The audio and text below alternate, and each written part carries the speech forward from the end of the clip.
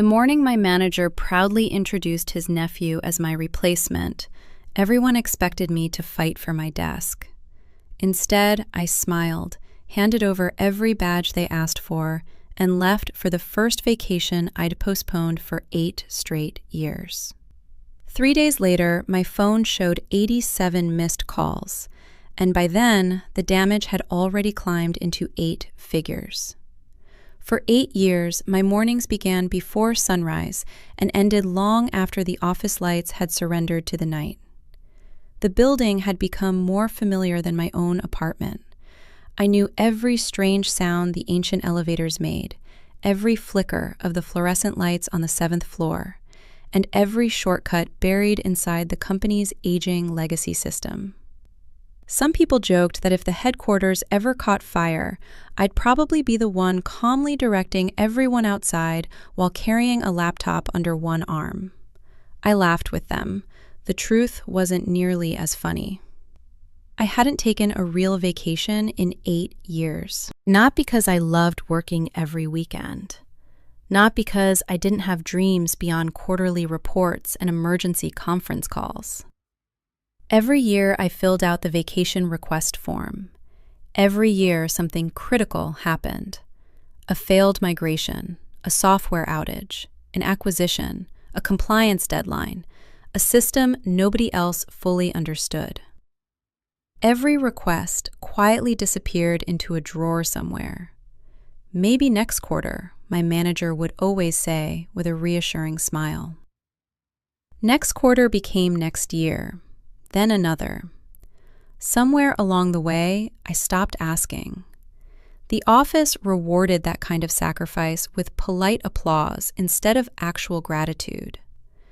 New employees saw me as part of the furniture. Executives barely remembered my name unless something caught fire. Yet whenever disaster knocked on the company's door, everyone suddenly remembered exactly where my desk was. That Monday felt different before I even stepped inside. The air was unnaturally cheerful. Fresh flowers decorated the reception area. Someone had ordered expensive pastries. Managers who normally ignored each other suddenly smiled like lifelong friends. It felt less like the beginning of a work week and more like the opening scene of a play where everyone except one person already knew the ending. Unfortunately, that person was me. At 9 sharp, an email appeared. Mandatory department meeting, conference room A. No agenda, no explanation. Just enough mystery to make the entire department whisper while pretending not to. Conference room A overlooked the city skyline through enormous glass windows. Usually, the view calmed me. That morning, it felt cold. Our manager, Richard, stood at the front, wearing the confident grin he reserved for presentations designed to impress executives. Beside him stood a young man in an expensive tailored suit who couldn't have been older than 26. Richard clapped his hands. "I have exciting news." Around the table, people straightened in their chairs.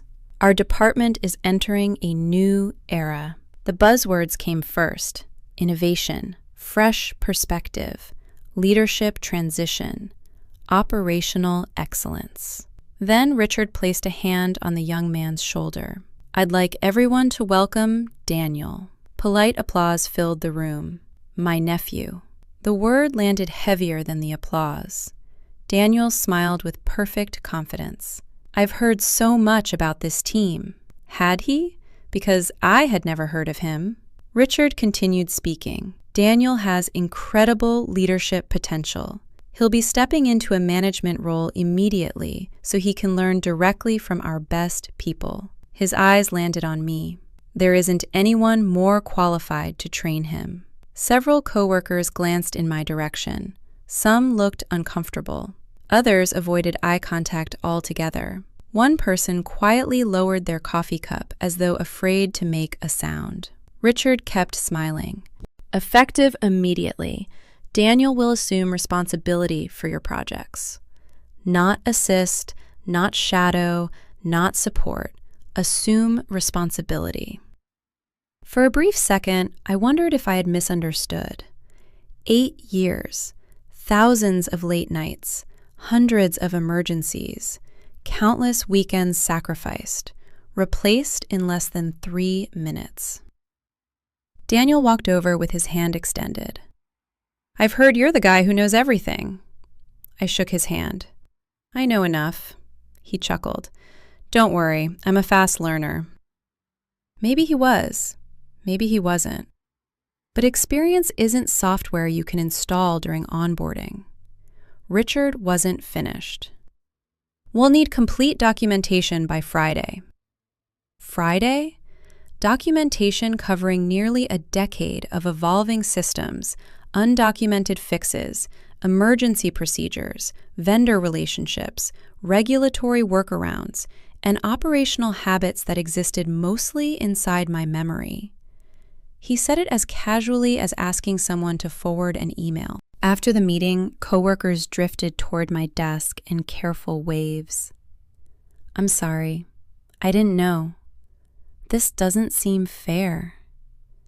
Every sentence sounded sincere.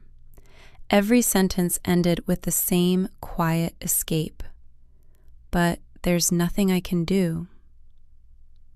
The office favorite had changed overnight. Daniel received congratulations. I received sympathy. Only one of those came with authority. Around noon, Richard stopped beside my desk, carrying 2 coffees. The gesture almost made me laugh. "I know this is an adjustment." I stayed silent. "I need you to be professional." Professional. An interesting word from the man who had just rewarded family ties over 8 years of proven performance. "I always have been," I answered. He nodded, apparently satisfied. "Good. And one more thing." He leaned closer. "Try not to overwhelm Daniel with technical details. Give him the essentials." The essentials. He had no idea the essentials were exactly what kept the company standing. As he walked away, I slowly opened my HR portal. Buried among forgotten benefit summaries sat something almost unbelievable. Unused vacation balance. 8 full years. Enough accumulated time off to disappear without breaking a single policy. I stared at the screen for a long moment. Outside my window, clouds drifted lazily across the afternoon sky, while sunlight reflected from neighboring towers like quiet invitations. For the first time in years, the office didn't feel like home. It felt like a place that had already decided it could live without me. I clicked one button. Submit vacation request. This time, I wasn't asking. I was informing. When the confirmation email arrived less than 30 seconds later, I couldn't help smiling. Apparently, approving vacation was remarkably easy when management believed they no longer needed you. None of them, not Richard, not Daniel, not the executives celebrating their new era, had any idea what would happen once the only person carrying years of critical knowledge actually walked out the door. And by then, it would already be too late. If you think this was the worst mistake they made, you haven't seen what happened after I packed my bag. The approval email arrived before I even finished packing my laptop. No questions, no meeting, no attempt to convince me to stay. Just an automated message thanking me for using my earned vacation benefits. I stared at the screen for a second and smiled. 8 years of postponed vacations had been approved in less than a minute. Richard stopped by my desk. "I saw your request," he said. Good timing. Daniel needs real experience. I'm sure he'll get it, I replied. He mistook my calmness for agreement. That was his second mistake. The next morning felt unfamiliar. No alarm at 6, no inbox full of emergencies, no conference calls before breakfast. Sunlight filled my apartment while I drank coffee by the window, realizing I'd forgotten what an ordinary morning looked like. Then my phone rang. Richard. I let it ring. A minute later, Daniel called, then operations, then IT. By lunchtime, I had 14 missed calls, 6 emails, and 3 voicemails. Company policy was clear. I wasn't expected to work while on vacation. For the first time in 8 years, I decided to let someone else solve the company's problems. Unfortunately, nobody could. Back at headquarters, Daniel had inherited my responsibilities, but not the experience behind them. The first issue looked harmless. A routine supplier payment failed. Trying to fix it, Daniel restarted a process that had never been designed to restart during business hours. That interrupted a synchronization between 2 systems nobody remembered existed. Finance approved an emergency override. The override disabled part of the reporting platform. Operations tried rolling everything back. Instead, they froze several connected services. Every attempted solution created 2 new problems. Within an hour, departments that normally worked independently were waiting for answers from systems that no longer communicated with one another. Conference rooms filled quickly. What did he usually do? Nobody answered, because nobody actually knew. For years, management praised teamwork while quietly depending on one employee's experience to keep everything running. Now that experience was sitting at home with his work phone on silent. Richard called an emergency meeting. Daniel looked nothing like the confident young manager introduced 2 days earlier. His notebook was packed with handwritten notes. I followed the documentation, he said. One senior analyst sighed. The documentation explains the process. He paused before adding quietly, it doesn't explain the exceptions. Everyone in the room knew what he meant. Most of the company's critical procedures had been built during emergencies over several years. They weren't written down because there had never been time. Whenever something unusual happened, people simply called me. Now there was nobody to call. Has anyone reached him? Someone asked. Richard rubbed his forehead. We've tried. Keep trying. Outside the conference room, rumors spread faster than official updates. The inventory platform is down. No, it's payroll. I heard customer orders stopped syncing. Each version contained part of the truth. The real problem was bigger. Tiny failures were spreading through the legacy system like cracks across frozen glass. Meanwhile, I switched my phone to silent and spent the afternoon reading a book I'd bought years earlier but never opened. Every so often, curiosity got the better of me. I checked the screen. 39 missed calls. Most were from Richard. The latest voicemail sounded nothing like the confident manager who had proudly introduced his nephew. Please, call me back. We only need a few minutes. A few minutes. Those same words echoed in my head. We only need you this weekend. We only need you through this project. We only need you until next quarter. 8 years had disappeared, one few minutes at a time. This time, those minutes belonged to me. Back at headquarters, the atmosphere had completely changed. The celebration was over. Executives crowded into conference rooms, department heads argued over timelines. Someone ordered an immediate technical review. Then, one executive asked the question nobody wanted to hear. Who approved replacing the only employee who understood these systems? Silence. Richard finally spoke. We believed the transition would be smooth. The executive's expression hardened. Based on what? Nobody answered, not even Daniel. For the first time, he seemed to realize he'd been handed responsibility for a machine he barely understood. As evening approached, another urgent email appeared in my inbox. Then another, then another. I archived every one without opening them. Taking a vacation hadn't created the crisis. It had simply exposed years of wrong management and dangerous dependence on one employee's critical knowledge. By tomorrow morning, the number of missed calls would become impossible to ignore. If you think 39 missed calls sounded desperate, wait until you see what greeted me after just one more night. If you've ever watched someone underestimate the one person holding everything together, you're going to want to see what happens next. Subscribe, and let me know in the comments, would you have answered that phone? I woke up expecting another quiet morning. Instead, my phone lit up before I even reached for it.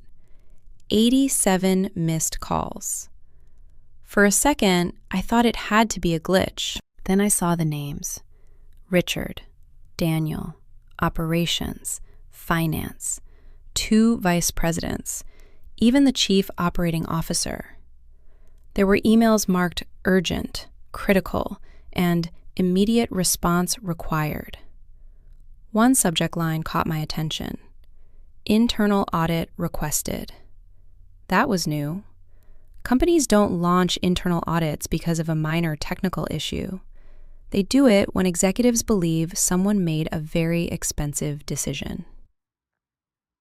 I set the phone down without opening a single message. Vacation was still vacation. An hour later, another call came through.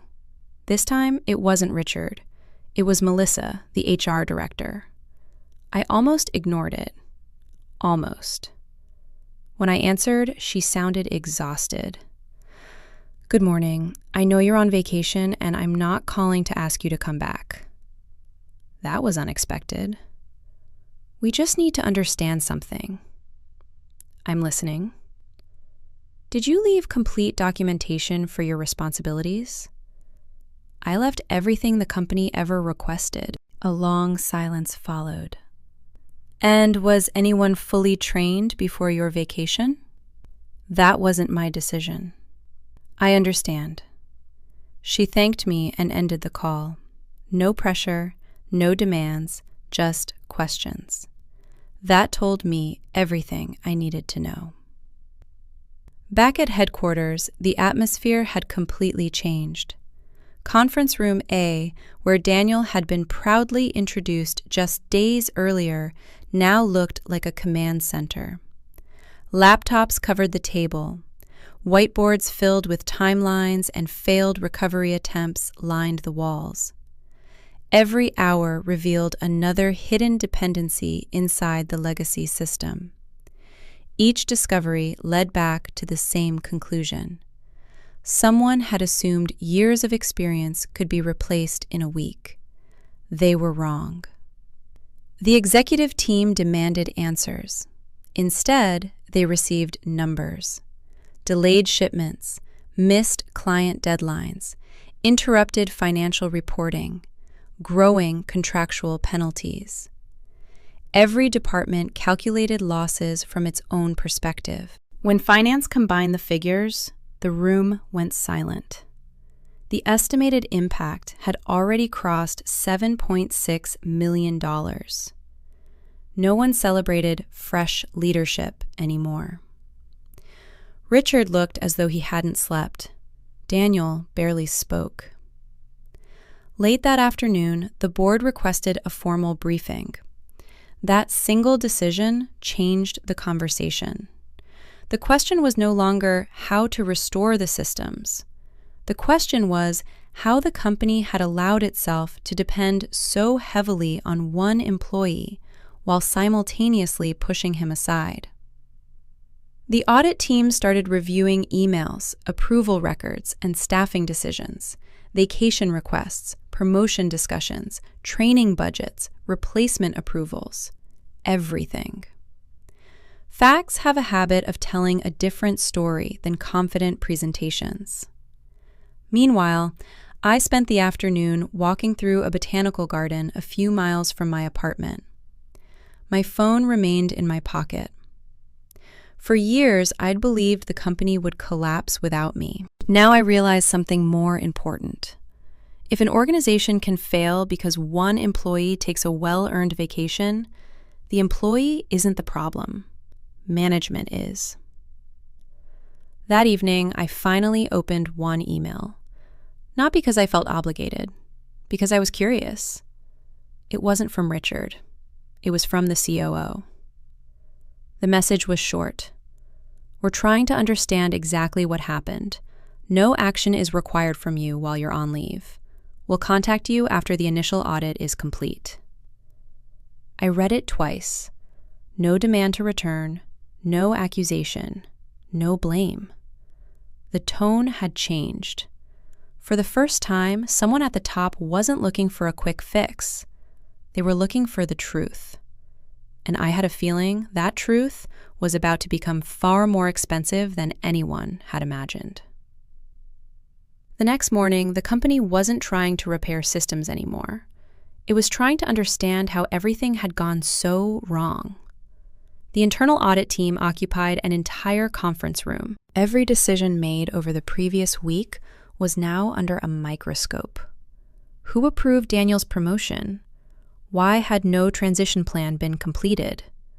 Why had the department depended on one employee for so many critical processes? For the first time, those questions weren't being asked in whispers. They were being asked by the board. Richard insisted he'd followed a strategic succession plan. The auditors wanted proof. There wasn't much to show. Email after email painted a different picture. My performance reviews consistently exceeded expectations. Requests for additional staff had been denied. Training budgets had been postponed. My vacation requests had been delayed year after year because I was considered essential. Yet somehow I had become replaceable overnight. The timeline didn't make sense. Neither did the decisions. Daniel wasn't treated like a suspect. In fact, the audit quickly revealed he had simply accepted an opportunity offered by his uncle. He had never claimed to understand the systems. He had never asked to replace me. The real focus shifted elsewhere. Who ignored the risks? Who approved the promotion? Who believed experience could be replaced by family connections? Those answers pointed in one direction. By Wednesday afternoon, Richard was no longer leading meetings. He was sitting in them, answering difficult questions. The confidence that had filled the conference room a few days earlier had disappeared. Every explanation seemed to create another contradiction. Meanwhile, my vacation finally felt like an actual vacation. I visited places I'd promised myself I'd see for years. I slept without checking emails. I finished an entire book in 2 days. The strange part wasn't that I enjoyed the time off. It was realizing how exhausted I'd been without admitting it. Late that evening, my phone rang again. This time, it was the COO. I answered. "Good evening," he said calmly. "I hope we're not interrupting your vacation." "You're not." I wanted to personally apologize for the situation. We're still completing the investigation, but it's become clear that several management decisions should never have been made. It was the first genuine apology I'd heard. He continued. I also want you to know that no one expects you to return before your approved leave ends. I appreciate that. There was a brief pause. When you're ready, we'd like to discuss your future with the company. Not my return, my future. There was a difference. The call lasted less than 5 minutes. No pressure, no bargaining, just respect. After we hung up, I realized something had changed. A week earlier, management believed I was just another employee. Now they understood I had been protecting the company from risks they never even noticed. The audit wasn't finished. Neither was the board's investigation. But one thing had already become obvious. The people responsible for the crisis were no longer deciding how it would end. 8 days later, I walked back into the office carrying the same laptop bag I'd carried for years. Everything else had changed. The lobby was unusually quiet. Conversations stopped the moment I stepped through the front doors. People weren't staring because I'd become some kind of hero. They were staring because everyone knew what had happened after I left. Melissa from HR was already waiting. "Good morning," she said with a tired smile. "The board is ready for you." Not the executive team, the board. That alone told me this was much bigger than a failed transition. The boardroom overlooked the city from the 32nd floor. A week earlier, I would have admired the view. Today, every seat was occupied. The chairman nodded toward an empty chair. "Thank you for coming." I sat down. A thick folder landed on the table in front of me. Internal Audit Report. The chairman folded his hands. "Before we discuss your future, we need to acknowledge our past." He opened the report. "Our auditors found that you submitted 5 vacation requests over the past 8 years." I nodded. Every one of them was postponed. He turned another page. "You requested additional staffing 3 separate times." "Yes." "All denied." Another page. "You repeatedly warned management that critical knowledge needed to be shared across the department." I did. Nothing was implemented. The room fell silent. Then came the final page. "Mr. Collins," he looked directly at Richard, "did you promote your nephew before a formal transition plan had been completed?" Richard cleared his throat. "We believed the documentation was sufficient." The chairman didn't even look at him. The audit concluded otherwise. Another director spoke. "Documentation wasn't the problem." He tapped the report. "Management ignored every warning." No one interrupted. No one defended Richard. For the first time since I'd met him, he looked like a man who had run out of explanations. Daniel finally broke the silence. "I'd like to say something." Everyone looked at him. "I never asked for his job." His voice shook slightly. "My uncle told me the systems were fully documented. I believed him." He turned toward me. "I'm sorry." I simply nodded. None of this had ever been personal. He wasn't the reason the company nearly collapsed. He had just been placed in a position he was never prepared to fill. The chairman closed the report. "Effective immediately, Richard Collins is no longer employed by this company."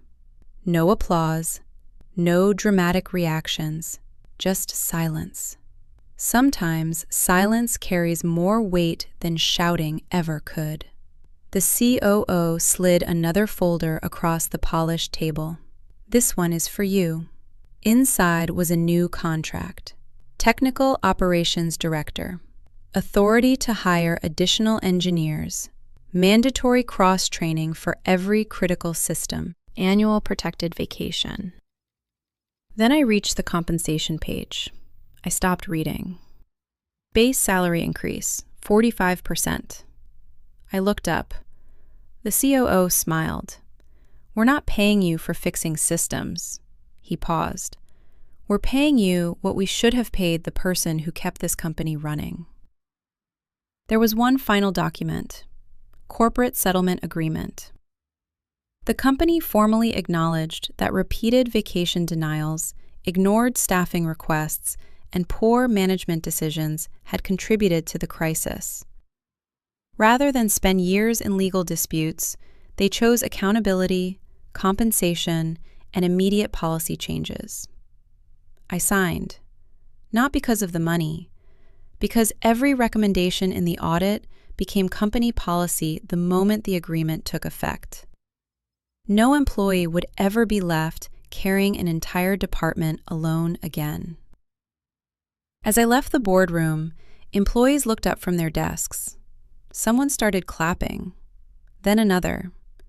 Within seconds, the entire floor joined in. It wasn't for me. It was for what the company had finally admitted.